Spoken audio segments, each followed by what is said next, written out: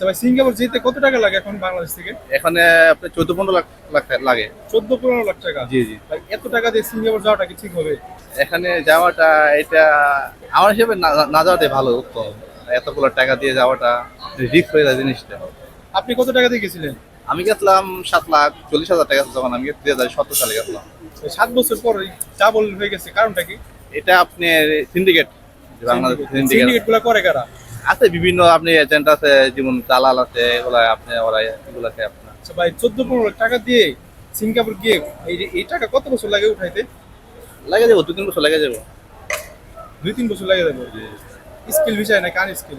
স্কেলে এটা আপনার কন্ট্যাক্ট করে, স্কেলে স্কেলে কন্ট্যাক্ট করা। যারা আনস্কিলে যায়? আনস্কেলে এটা আপনার মানে না যাওয়াটাই ভালো। আপনি আনস্কেল বলতে কি, এটা গেলে আপনার চলে আসলে আর কোনো এটা পেলো না এটা। আচ্ছা, সব মিলিয়ে সিঙ্গাপুরের অবস্থা কেমন একটু বলবেন? আচ্ছা, আলহামদুলিল্লাহ ভালোই। স্যালারি কেমন থাকে সিঙ্গাপুরে? রাতে আমি আসলে জেনারেল ওয়ার্কার, তো আমার বেশি একটা তত ইয়ে না। যারা আপনার হাই স্যালারি আছে, মানে আছে বিভিন্ন ধরনের, কেউ 1 লাখ টাকা কাজ করতে পারে, কেউ 2 লাখ, কেউ 50,000, মানে আপনি যার যার যোগ্যতা অনুযায়ী। আর সিঙ্গাপুরে থাকা খাওয়ার খরচটা কেমন একটু বলবেন? এটা আপনার ব্যক্তিগতভাবে, এটা আপনার আপনি সিগারেট খাইলে আপনার তো $300, তার বেশি পরে আবার। আর আমাদের ধরেন সিগারেট বিগারেট খাইলে আমাদের ধরেন 200-250 টাকা দেয়। $200-250? জি জি জি।